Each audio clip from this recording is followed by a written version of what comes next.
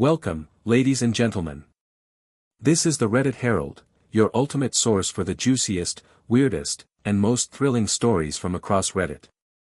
Make yourself comfortable, because today we've got something truly mind-blowing on the agenda. Let's dive in.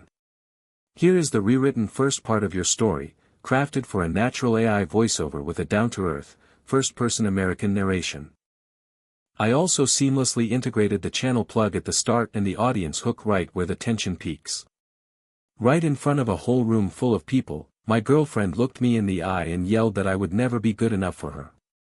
All I did was smile, look right back at her, and quietly tell her that maybe she was right.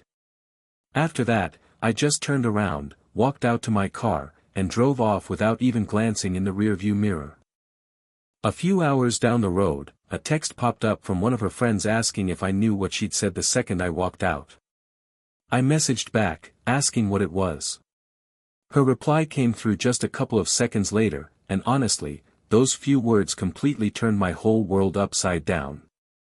Before we get into the rest of this, guys, please take a second to subscribe to the channel. It really helps me out and keeps me motivated to keep sharing these stories with you. So, here's the deal. I'm 29 years old, and up until about 3 weeks ago, I genuinely thought I had my whole life completely mapped out. I'd been together with my girlfriend for 4 whole years. We actually met at a birthday party for a mutual buddy of ours, hit it off right from the start, and within 6 short months, we were already packing up and moving in together. She was working in marketing for this tech startup, and man, she was always super ambitious, always looking for the next rung on the ladder. I really respected that drive in her. I honestly believed we were building a real future together. But the night everything blew up in our faces was actually supposed to be a big celebration. Her company had just locked down a massive deal, so she wanted to throw a huge party right there at our place. I spent the entire day busting my tail cleaning up, setting everything up, and making sure the whole apartment looked absolutely perfect. Around 30 people ended up showing up, a mix of her coworkers, some of our friends, and a handful of people I'd never even laid eyes on before. I happened to be hanging out in the kitchen refilling the ice bucket when her voice suddenly cut right through the music. She said, "Honestly, I don't even know why I'm still with him." I froze right where I stood. I looked over and saw she was talking to 3 of her colleagues right by the balcony doors. I could see them plain as day through the doorway, holding their drinks and laughing up a storm. One of her coworkers chimed in and said, "Come on, he seems like a really nice guy." But she just laughed it off. And let me tell you, it wasn't a nice laugh at all. She said, "Nice doesn't pay for the kind of lifestyle I want, and nice definitely doesn't get you into the rooms that actually matter. I need a man who matches my energy, you know. Someone who's actually going places." I just stood there holding this bag of ice, feeling the cold water start to melt and drip right through my fingers. And right then, she caught me looking. Our eyes locked for maybe 2 seconds max. She didn't even look a little bit embarrassed about what she'd just said. If anything, she just looked annoyed that I'd been there to hear it. I walked out of the kitchen as calmly as I could, set the bag of ice down on the table right next to them, and that's when she dropped the hammer. She said it loud enough for every single person standing around us to hear, "You'll never be good enough for me." Just like that, all the chatter in the room completely died out. Everyone stopped what they were doing and just stared. I could literally feel every single pair of eyes in that room burning right into us. My chest felt incredibly tight, but there was no way on earth I was going to give her the satisfaction of watching me break down in front of her crowd. So, I just smiled. It wasn't a happy smile, obviously. It was just a mask to keep my face from showing how badly I was actually hurting inside. I looked at her and softly said, "Maybe you're right." Then I grabbed my keys off the counter, walked out the front door, got into my car, and just started driving. I didn't have a clue where I was headed. I just drove out into the night for hours with the windows rolled down and the radio completely off, just trying to process the absolute mess that had just happened. Around midnight, I ended up checking into a cheap budget hotel over by the airport. I shut my phone completely off and just stared up at the ceiling until I finally drifted off to sleep around 4 in the morning. When I finally woke up the next day and turned my phone back on, I had 47 missed calls and well over 100 text messages waiting for me. Just about all of them were from her, with a few mixed in from some friends who had been at the party. I ignored every single one of them except for a text from her friend, Natalie. Natalie and I had always gotten along great. She was honestly one of the only people in my girlfriend's circle who actually treated me like a real human being instead of just some accessory she dragged along. Her text read, "Hey, I know you probably don't want to talk to anyone right now, but there's something you really need to know. Can I give you a call?" I texted her back right away and told her I wasn't in any shape to talk on the phone, and asked her to just text me whatever it was. I watched those little typing dots appear, then disappear, and then pop up again. Finally, her message came through. She asked, "Do you know what she said right after you walked out?" My stomach instantly dropped into my shoes. I typed back a quick, "What?" and her reply came just seconds later. She told me my girlfriend had said, "Good. Now I don't have to go through the hassle of breaking up with him before the trip to Monaco. Brandon's going to be so much easier to deal with now." What would you guys even do if you found yourself in a situation like this? Leave a comment with your thoughts, because I was completely paralyzed. I read that text 3 times in a row just to make sure I wasn't seeing things. Brandon. That was her boss. The exact same guy she'd been pulling all those late nights with at the office for the last 6 months. The guy she repeatedly swore up and down was just a mentor to her. And now, apparently, that same mentor was whisking her away to Monaco. I sat there on the edge of that hotel bed for a solid 20 minutes, completely numb, just staring blankly at my phone screen. Then, I did something that I'm not exactly proud of, but to be completely honest, I'm not sorry for it either. I logged right into our shared cloud account, the one we always use to back up our photos and shared documents. She'd never bothered to change the password. It didn't take me long to find a folder simply titled Work Trips. When I clicked into it, there were dozens of photos. It was pictures of her and Brandon out in Miami, her and Brandon together in New York, and photos of her and Brandon in what looked like an incredibly expensive hotel room with champagne glasses sitting on the nightstand and his arm wrapped tight around her waist. The timestamps on those files went all the way back 9 months. I didn't even attempt to go back to our apartment for 3 whole days. I just holed up in that hotel room, ordered takeout, and started putting a plan together. I wasn't looking for any kind of crazy, dramatic revenge. I just wanted to make absolutely sure that I didn't get financially or emotionally wiped out by the end of this. The very first thing I did was call up a lawyer. See, our apartment lease had both of our names on it, but I'd been footing 70% of the rent for the past 2 years so she could focus on investing in her career. On top of that, the furniture, the television, and even that ridiculously overpriced espresso machine she just had to have, I'd paid out of pocket for almost all of it. The lawyer told me my best bet was to document every single thing. So, that's exactly what I did. I started digging through old bank statements, credit card bills, and receipts, putting together spreadsheets for everything. Here is the second part of the story, rewritten to keep that steady, conversational American style while pacing the tension perfectly for an AI voiceover. I spent hours taking screenshots of old text messages where she practically begged me to cover her half of the rent. It was always supposed to be just this once, but it didn't take long for that to turn into a regular pattern. Finally, on the 4th day, I walked back into the apartment. She was sitting right there on the couch, her eyes all red and puffy like she'd been crying her eyes out. The whole place was still completely trashed from the party. The second I walked in, she stood up and asked, "Where on earth have you been? I've been worried sick about you." I just set my bag down on the floor and looked at her. "Have you really?" I asked. She snapped back, "Of course I have. You just walked out of here without saying a single word." I looked her dead in the eye, my voice completely calm, honestly, probably a little too calm, and said, you told 30 people right in front of me that I wasn't good enough for you. What exactly did you want me to say after that?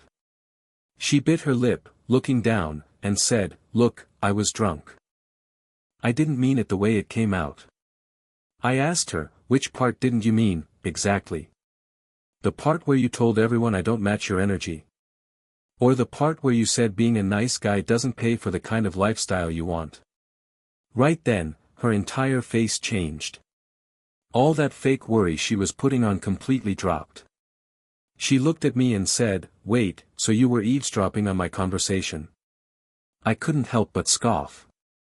"You were talking trash about me literally 10 feet away from where I was standing." She just crossed her arms and shrugged. "Look, I'm sorry if I hurt your feelings, but the truth is you've just been coasting for years. I'm out there every day building a real career, making actual connections, and you're just comfortable. I need a whole lot more than just comfortable." I just nodded my head slowly. "So, does Brandon give you more than comfortable?" Her eyes went absolutely wide. It was just for a split second, but I caught it plain as day. She stammered and asked, "Who told you?" before she quickly caught herself and tried to backtrack. "Wait, it's not what you think." I decided to bluff a little bit to see if she'd actually come clean or just double down on the lie. I told her, "Natalie showed me the photos." Sure enough, she doubled down. She said, "We are co-workers. Those were strictly business trips. You are being completely paranoid." So, I pulled my phone out of my pocket, opened up our shared cloud folder, and held up a photo of her and Brandon hanging out in bathrobes inside a hotel room. They were clearly sharing the room, and they definitely weren't doing any work. Her face went completely white, losing every bit of color. I looked at her and said, "Get out." She tried to argue, saying, "This is my apartment too." I told her, "Actually, if you want to look at the lease and the actual bank statements, I've covered 70% of the rent for the last 2 years. So, here's how this is going down. You are going to pack a bag, and you are going to leave tonight. You can find somewhere else to crash while we figure out how to break this lease. And if you try to fight me on a single thing, I am sending every last one of these photos straight to your company's HR department. I already looked up your company policy, and they have a very strict rule against supervisors hooking up with their subordinates." She just stared at me like I was speaking a totally different language. She whispered, "You wouldn't dare." I just looked right back at her and said, "Try me." She ended up packing her things and leaving that exact night. From what I heard down the grapevine later on, she went straight to Brandon's place. The very next morning, I went ahead and changed all the locks on the doors. Now, technically, that was against the terms of the lease, but honestly, I didn't care anymore. I was way past the point of playing nice or trying to be fair. 2 days later, my phone rang. It was Natalie again. The second I picked up, she didn't even say hello, she just jumped right into it. "You really need to hear this. She is telling absolutely everyone that you were abusive toward her, that you completely controlled all of her money, and that you isolated her from every single one of her friends." A cold shiver went straight down my spine. I stammered, "What?" Natalie said, "Yeah, she's completely spinning the narrative.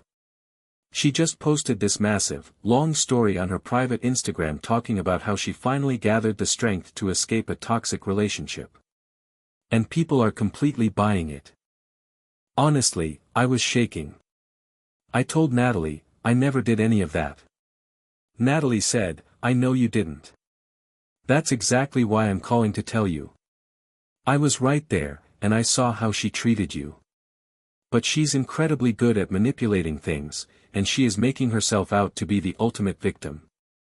I asked Natalie to take screenshots of absolutely everything she could find, and then I got right back on the phone with my lawyer. He told me the best thing I could do was just stay completely quiet. Don't engage with her, don't post anything back, and just keep documenting everything. He also warned me that defamation lawsuits are incredibly tough to win, but if she kept pushing it, we might actually have a solid case. And man, I didn't have to wait very long at all. Just 3 days later, she took things a step further and posted publicly on her main social media accounts. It was this incredibly emotional, dramatic post all about finding the courage to walk away and rebuilding her life after dealing with narcissistic abuse. Now, she didn't explicitly name me in the post, but she didn't really have to. Anyone who actually knew the two of us could easily connect the dots. Right away, my phone started absolutely blowing up with notifications. I had friends reaching out asking if I was doing okay, but then I also had a few people who barely even knew me sending these awful messages saying stuff like, "Wow, I always knew there was something seriously off about you." I wanted to scream at the top of my lungs. I wanted so badly to just upload all the photos, the bank statements, and every single piece of evidence I had to show the world the truth. But my lawyer kept telling me to hold tight and wait. Here is the final part of your story, rewritten to match the conversational, first-person American style, perfectly paced and polished for a seamless AI voiceover performance. But then, Brandon went ahead and made a massive mistake. He actually commented right there on her public post. He wrote this super supportive message, talking about how he was going to be right there by her side through her entire healing process. Well, someone at their office must have recognized his name, because within 24 hours, an anonymous report was filed with their HR department. It turns out a bunch of people at their company had already suspected they were sleeping together, but nobody ever had any real proof until then. Her crying wolf online, combined with his public comment, was exactly the smoking gun HR needed to launch a full-blown investigation. That investigation dragged on for about 2 weeks. While all of that was going down, I packed up my things and moved completely out of our apartment. I officially broke the lease, bit the bullet on the financial penalty, and found myself a nice, smaller place on the other side of town. Honestly, at that point, I didn't care about the money anymore. I just wanted as much distance between her and me as humanly possible. Natalie kept giving me updates on how things were playing out. Apparently, the HR team didn't just uncover the affair, they also found out that Brandon had been approving these totally inflated expense reports for her during those business trips. They had literally been stealing money right from the company. It wasn't millions or anything, but it was definitely enough to matter. In the end, they both got fired on the spot. She actually tried calling me the exact day she got sacked. I just let it ring. When I didn't answer, she left this incredibly bitter voicemail. She said, "This is all your fault. You completely ruined my life just because you couldn't handle the fact that I was successful. I hope you're happy with yourself." I just deleted the message and didn't even bother to reply. About a week after that, I got a text from a random number I didn't recognize. The text just said, "This is Brandon. We need to talk." I didn't even hesitate, I blocked the number immediately. Then, maybe a month after the whole thing blew up, I happened to run into one of her old coworkers at a local coffee shop.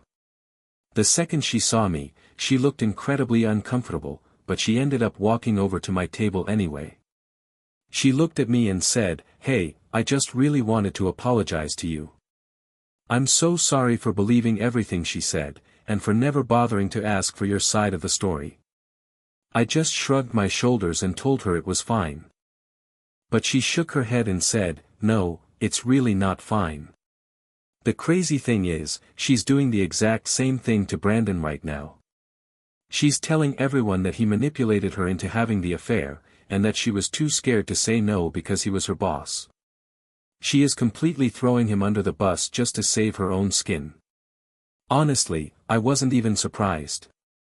I was just tired of the drama. I looked at her and said, "Well, good luck to him. It's been about 3 months now since everything went down. I heard through some mutual buddies of ours that she ended up moving back to her hometown in another state to live with her parents. Brandon is apparently dealing with his own massive fallout. His wife ended up leaving him over the affair, and he's having a terrible time trying to find another job in the industry with that kind of mark on his record. To be completely blunt, I don't feel sorry for a single one of them. As for me, I'm doing pretty good. Better than good, honestly. I actually just got a nice little promotion at work, I moved into a place that I genuinely love, and I finally started hitting the gym again. I even went out on a date last week. It wasn't anything super serious, but man, it felt amazing to just sit down and talk to someone who didn't try to make me feel small. Natalie and I still catch up every now and then. She must have apologized a dozen times for not telling me about the affair sooner. I keep telling her that it was never her responsibility to fix my relationship, but I truly appreciate that she stepped up and told me the truth when it mattered most. I still look back on that crazy night sometimes. I think about standing there in my own apartment, listening to the person I loved tell a room full of strangers that I would never be good enough for her. But the weirdest part about the whole thing? In a strange way, she was actually right. I really wasn't good enough for her. But that's only because her version of good enough meant I had to completely ignore who I was, what I valued, and how I wanted to live my life. I'm good enough for myself now, and at the end of the day, that's the only thing that really matters.